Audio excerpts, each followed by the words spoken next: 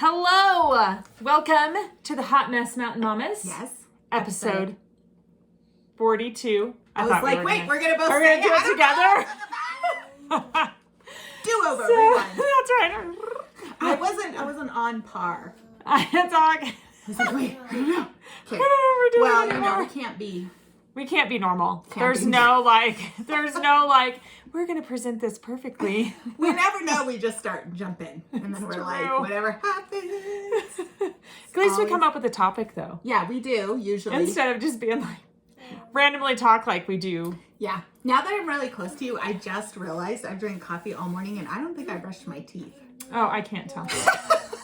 It's all good. Like, I can't tell. Becca! I was like, heel over. It's earlier in the day, so It is I early. just drank coffee and then I just drank another cup of coffee. It's okay. I ran out of the house for Bible study, washed my face, and then I didn't put lotion on. And so then you know how it's like, then your face is like all tight and you feel like people are going to be able to tell like your face looks like a desert. It makes my face like get itchy too because my skin is, everyone has dry skin in Colorado. That's true. I always had dry skin even when I lived in California. So now my skin's extra dry. And I hate, I'm always like, do you have some chapstick I can put on my face? Like if I leave without it, I'm like, I need something quick. Yeah, that's the worst feeling. What are you doing? I don't know, but it's better. It feels way better. That's probably. Okay, so we are talking about mom hobbies. Woo! Squirrel. One of our mom hobbies, obviously, is dry skin. You have to take care of your skin for dry skin. Yeah, but we're not talking about skincare today. No, I guess we could. That could be an episode for later. It could be informational. Yeah, of what we do. But if you have oily skin, I don't know what to do for you. Sorry. Me either. So, hobbies. Yes, so last week we talked about one of my hobbies, which is gardening. Mm-hmm. This week, Jacqi is going to share with us about some of her hobbies. Yes. Which is writing. That's not like horseback riding, but like writing. With a, typing. Most typing, now, I guess. But yeah, it's probably the one hobby that I've always done. Mm-hmm. When did you start? Where I can really recall actually sitting down and writing out stories. Yeah. 10. Yeah. Yeah. Probably 9 or 10. Yeah. By 10, I was definitely writing stories. Yeah. I mean, they're not any good because a 10-year-old. Hey, some of the things my kids write, I'm like, wow, that's good. Yeah. You should write the rest of that. So I wrote fiction when I was younger. I've never done anything with it. I actually wrote an entire book in college, and then my computer crashed, never to be retrieved again.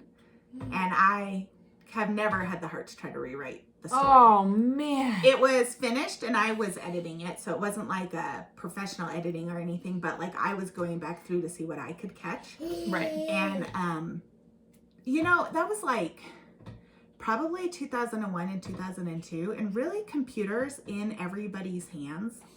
Mm-hmm. The home computer hadn't really been around that many years. No. And so at the time I was like, it's lost forever. I didn't even know. Yeah. Well, if you didn't click save, or if it crashed, had to click save. Or if it crashed, it was gone. Yeah. If you saved it to the computer, but not to a floppy disk. That's right. Oh man. Yeah, it was gone. Or then the hard disks came out. I think those came out sometime in there. But, then computer technology changed so quickly that I think I did have it, or at least part of it, on a hard drive or hard disk. Yeah. Whatever you called this. Yeah.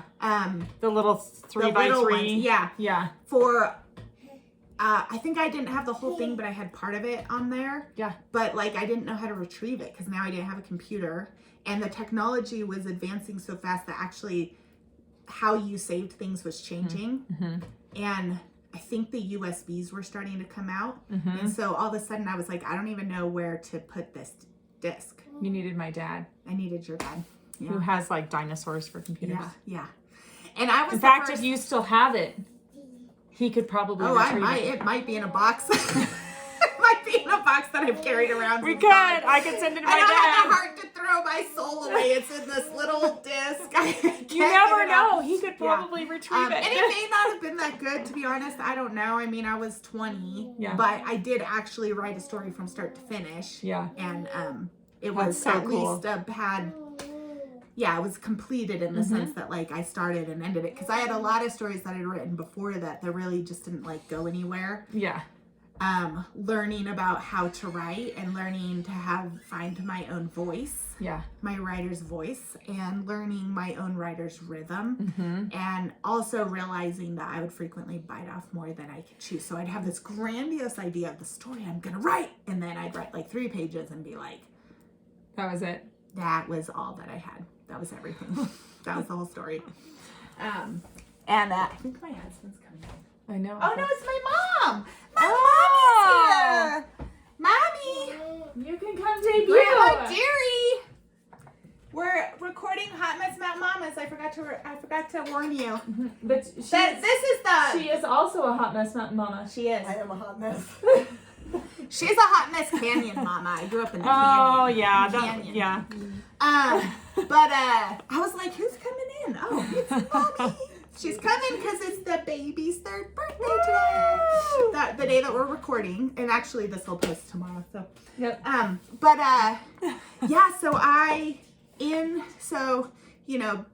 In that time frame, I really was learning how to write, what my writing rhythms were, what my voice is, because your writing voice and your speaking voice aren't necessarily the same voice. Yep. And my writing language, because I'm very casual speaker, interactive speaker. Like I don't use a lot of big language. Yes. But in my writing, I would tend to use more varied language, more expressive things. And so just kind of learning like the balance of that. And then what I also learned is I don't do academic writing well. I always bombed academic writing. And I also would get really stuck with like the rules of academic writing. So it would be like, it needs to have this, and it needs to have this, and it needs to have this. And I would sit down to write and be like, I can't. Step 1. Yeah. Main idea. Yeah. Step 2. Paragraph that supports main idea. And I would write like that. Like it would be like, the cat is red. Color ranges vary. Red hues vary. It's like, it was horrible. And I would get like terrible grades. Yeah. And I was like, finally, I was like, I can't write like this. Like I was probably about a junior in high school. I was like, I can't do it. Like I get so bottled up in the rules. I'm just going to write the paper. Yeah. And so I threw the little sheet away that's like, here's all the things your paper needs to have. And I just wrote the way that was naturally for me. And I got my very first A. And I was like, okay, I'm doing whatever I want for the rest of my life. Seriously. But yeah, I mean, it's because I think I already had a systematic way of thinking. And so I was able to follow up with my main point with facts. Right. But I needed the freedom to be able to do it in a way that made sense to my brain and also my writing style, which I didn't really have fully figured out yet, but I knew that was like a big, where I was like, okay, like I can't write academically. Yeah. I'm just going to write it. Make sure I support what I'm saying, and see what they say. And, mostly I got pretty good grades after that. And I was like, oh, okay. Yeah. So I need to be able to do this the way that's natural for me. I did have one teacher who really, in college, who did not like my style of writing at all. It was really... That's really sad. Hated it. So I hiked a lot at the time. And like sometimes after school, kids would chat, so he would like hear what you're chatting about. He, on our last paper, he gave me a huge F. There was like no marks on the paper at all. I don't even know if he read it. Like there was literally nothing. Cause I'm like, what did I do wrong? I had literally spent so much. I could never get a score higher than a C. And I was like, I am getting a good grade on this final paper. I worked so hard at it. I even asked my dad, who is a lot more, who just less freestyle than I am. And he just is like a lot more academic. Right. And I was like, can you please read this and tell me where I need to make improvements? And so he read it and he was like, finally we edited it. And he was like, I think this is good. And I was like, I don't even know why I got an F because there was nothing marked on it.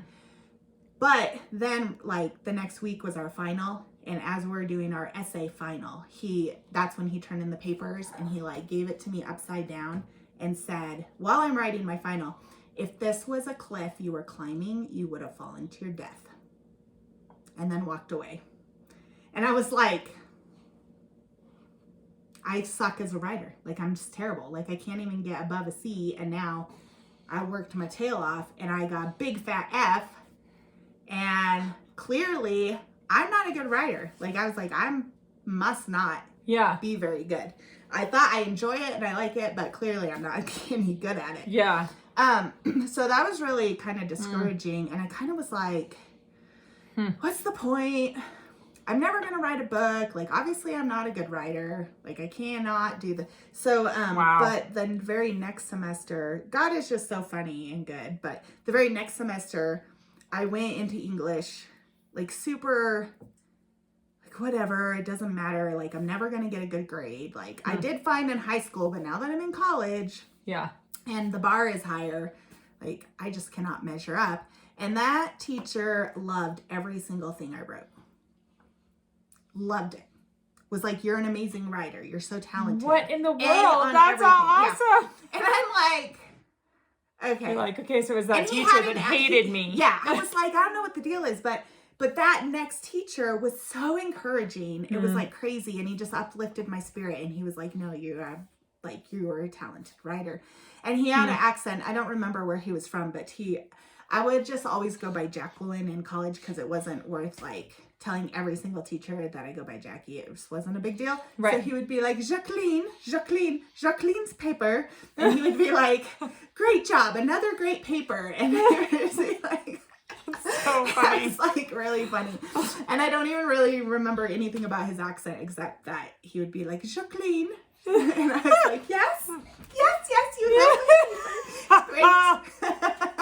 But awesome. It was just really then I realized, okay, maybe not everything you write is for everyone. Right. And maybe not everybody is going to appreciate or like your style of writing.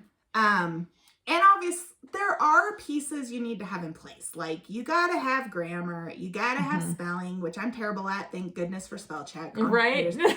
But you know, that's where an editor comes in because tenses and like commas and, you know, it can be kind of confusing sometimes. And there's a lot of ideas about where a comma should go or, you know, what tense you're in. Tell me about it. Yeah. Trying to homeschool. I'm always like, does a comma go there? Yeah. I don't even know if a comma goes there. Go ask your dad. I know. Yeah, exactly. And so you do hear, like, you hear academically, you know, like how your paper should write. But then you also get input from other people as you're growing up. Like, oh yeah, that should have a comma or shit, right? And so like, then when you actually sit down to write something professional, sometimes you think, is this the right tense? Like, does a comma go here? Like, you know, and then they're like, everything has to be, you know, this is the standard. And so then you go, or like, what's, I gotta go figure out what the standard is, you know? So, it's just interesting, that there are certain things that need to be there, you know, but as far as your voice and your style and whether you include humor or you're very serious or, you know, it's, and the flow, whether you have a poetic flow or it's more of a conversational flow or it's more academic flow, like that's going to appeal to a different kind of reader. Yeah. And that's okay. Yeah. So the important thing is to find your voice. Yep. And not try to be somebody else's voice. Yeah. Because I've read things that I'm like, that's awesome. I can't write like that person. I love reading their stuff. Yeah. But it makes a lot of sense. Yeah. And And humor is very difficult to write, you know, because if you, like, I always am on awe of people who write humor well and they can do it repeatedly, because you don't have voice intonation, you don't have facial expression, you don't have the things that comedians frequently rely upon to tell the listener this is a joke. Like the long, awkward pause. Yeah, and like, or the build up with like, you know, your voice and your gestures and your, you know, and so and the audience is like, oh, this is going to be a funny story, right? Like they're anticipating it. When you're reading something, you don't have those cues. So you have to prepare your reader for humor in it with only words, which is trickier than you might think. So this is why this is not my hobby. When I come across the author that's funny, I'm like, they are amazing. Like, they're so talented. Like, this is so hard to pull off. Yeah. And if you, but you know, other any kind of emotion, you know, you really have to rely just on words to depict. So whatever the emotion is that you want your reader to feel, or whatever thing that you want them to experience, it might not even be a feeling, but like a truth or a reality, you only have words to do that. And that's the thing that's really, it's kind of cool. Yeah. I like that piece about it. And so for me, it's really fun and exciting. And it has, you know, like, I'm like, I've been writing for 30 years. Yeah. Really, if you think about, you know, just starting at the age of 10. Yeah. And that is interesting to think about, because I know what my voice is. I know what my writing voice is now, but but that is a piece that a lot of times you'll hear about, because not everybody has that. Like, some people don't really start writing till later. They're like, oh, I have something I want to say. Yeah. How do I do that? And there's so many rules in the writing world. And I mean, I had to throw the rules away and just do what worked for me initially. And you kind of figure it out through there. Then you can bring it back in some structure. That worked better for me. Some people might work better to start with structure. Well, it totally makes sense what you're saying, because like with my second daughter, she would want to be able to write her papers directly on the computer. Like my oldest daughter does. Like my oldest daughter can sit down and kind of like you, she'll just like, she just types it all out. Like she might do an outline, but really her outline is in her brain. Yeah, that's how my. And my second daughter though, she'd sit down to do that and she'd get so consumed with like the keyboard and trying to find the right letters. So whenever you were describing like the cat is red, like that's how we're, and I was like, you write better than this. Like you are more creative and engaging when you just hand write your, can I read your handwriting? No, but we'll figure that out. You need to sit down. You need to hand write your stuff. Then I'll correct it. Then you can type it. Yeah. Like, so it's funny. It's interesting that you say that. It is. And most people in the writing industry that I've heard at least will tell you not to correct or edit as you write. To write out your idea, to get it out, then go back and make changes. Yeah. I can't write like that. I've tried. Oh, interesting. Yeah. And so I'm always like, whatever. Because in theory, stopping to edit disrupts your flow. Oh, yeah. Yep. But for me, I stop every couple sentences and reassess in my brain where I'm going. Yeah. There's an author whose name is evading me right now, but she said, I write so that I know what I think about something. And I relate to that so much, because, and that's why sometimes I have to pause, because I'm like, I don't even know where I'm going. Like, I don't even know what the next word is. Yeah. And so I think, and when I think, I'll reread what I wrote. Yeah. And if it's like really misspelled or I jumped, it disrupts my process of figuring out what the next word should be when my own writing is jumbled. Yeah. So I have to fix it so that I can read it in a cohesive way. Yes. And so for me, it just works to do that. Yeah. That would not work for me. Yeah, and I've tried, and I think a lot of people it doesn't work for. Like, and I've tried to just write everything I'm going to write and come back and edit it later, and I just can't. I need that second to stop and pause and reflect for myself. It's I don't know. It just, for me, it works. Yeah. To pause. But, and then I do like a couple of edits and reread it. And I'm like, okay, yeah. Yeah. I mean, if I'm typing on my phone, there are so many errors. Anybody who's ever gotten a text from me, because I'm like, blah, blah, blah, blah, and my thumbs are so fat and they like hit every other key. And then you just hit send and then you're like, ah. But when I'm on the computer, and I don't type like the right way either, because I grew up in the 90s when computer, like I didn't even have a computer class until maybe my senior year of high school. Yeah. Yeah. And they were like, this is how you type. And then everything after that was like, type this paper and turn it in. Yeah. And I'm like, I have to walk down to my friend's house down the street because we don't have a computer. And she has 4 kids in her family. So they're all waiting for their turn to use the computer. So I'm just like, whatever's fast. So I'm like 2 fingers or 1 finger or whatever. And I got really fast with like the 1 finger type. That's how my dad types. Because like in my brain. And he works on computers. That's how he types. In my brain, even though I don't know where the keys are this way, I do know where the keys are. Yeah. So it's like, I just do, it's just that I'm. Yep. That's so funny. It's really funny. Okay. So, tell us what project you've been working on. So I'm working on. No, tell us about your first project first. Oh, my first project. Oh, yeah, because I have several projects. Yes. I always have projects in my brain. I'm all, which one do you mean, Becca? I know. I'm like, not that one. Not that one's for the very end. Okay. I did write a 31-day devotional. It's called Stubborn Hope, Clinging to Christ When Life is Messy. So awesome. I can't wait. I can't wait for it to be in the editing phase right now. So I don't know when it will, I don't know how fast it will go, but right now it's about to start the editing phase. So it is with the editor, which is scary. And also, so when you have your friend read your work and they're like, yes, it's great. Maybe I caught like a couple misspelled words, and you're like, okay, great. And then you send it to a professional editor and they're like, let me send this back to you with all the red marks. It's like intense college class. Yeah. They're like, let me take your baby and just show you all the horrible things. All the horrible things about your baby, your sweet baby. Oh, baby. So yeah, it does feel like, it's like, when I've spent a year writing that because I have other life. Can't just sit down and write. Right there. 4 children. Yeah. So it took me a year to write that. So it does feel like you're, like some people just sit down and they like, also, I don't do this. Some people sit down and they're like, I'm just going to bang out a bunch of stuff. And I'm like, I'm just going to sit down. I'll spend 2 hours writing.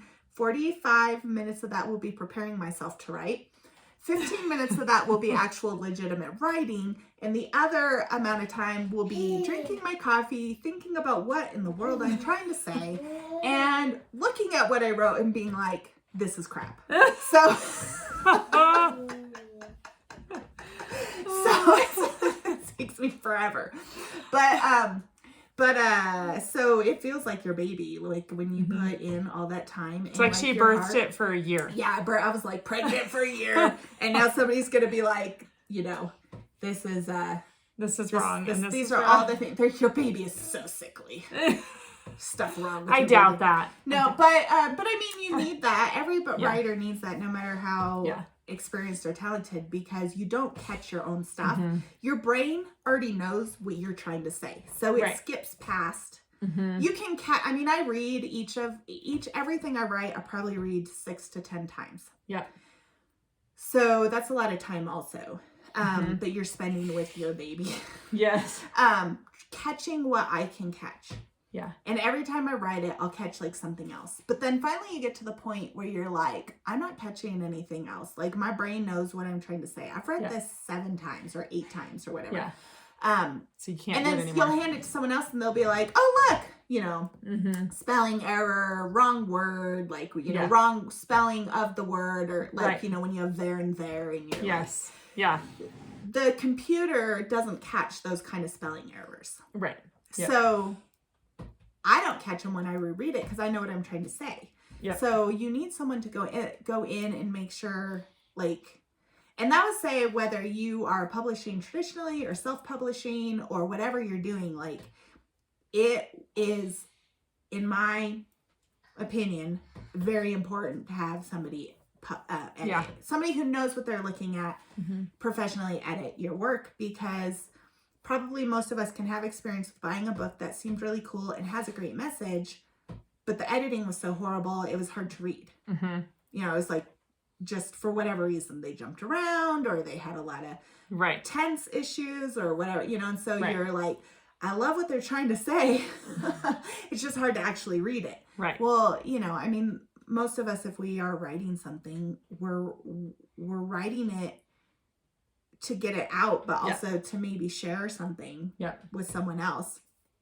And so if you ever think anyone else might read it, you want them to be able to read it and enjoy the read and get the message out of it, not be hung up on like grammar or spelling or rereading a couple sentences over and over because you're like, okay, I think I understand what they're trying to say, but because I've done that too, where I've read somebody's work and I'm like going along, the flow's good, and then all of a sudden there's a couple sentences where I'm like, I've done that too. Wait, and I'll go back and reread it, and then it's like, okay, I think I understand it, what they're trying to say now.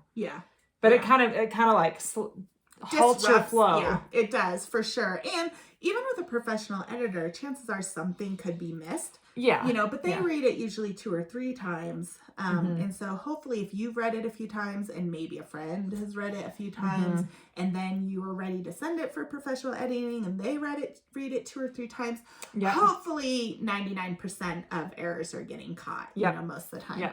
But I don't catch my own. I mean, I literally wrote these little blurbs recently and then Jacqi left, read them, and I was like, who knew my 3 sentences had so many stinking errors? I can't even write 3 sentences? Like, this is ridiculous.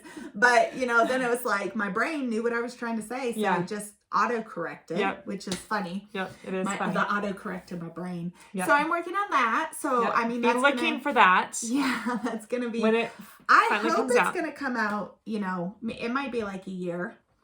But...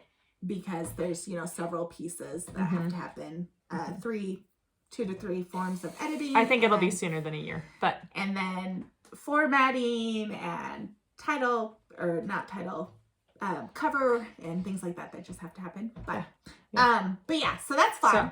So, and then I'm divulging into, and then that's with a publisher. And then I'm divulging into my own self-publishing world also. With this is my prototype.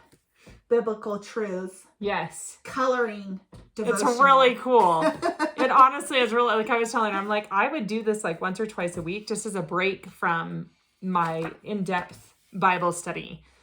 Like that's how, I mean, it's made probably geared more towards like younger I feel like it's something anybody can pick up, but and get something out of, but it's going to appeal more to people who like to color for therapy or like younger kids that enjoy coloring still. Yeah, my mother-in-law actually probably would really love a copy of this. I keep telling Jacqi, I'm like, I'm going to buy them. So I made this Biblical Truth. This is a prototype and it's not all the pages, but it has a coloring page, and then it has a Bible verse, area to write your thoughts down, and then a final thought. And so there's different ones, and they're all just, this one is just truths, biblical truths. So it's cool. Simple. And the idea is that, you know, as you're coloring, I like this one because hope's my thing. Hope's my jam. It's my word.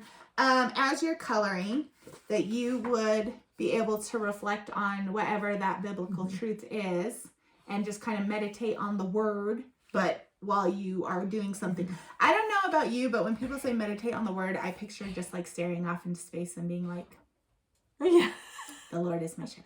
When I was younger, that's what I thought.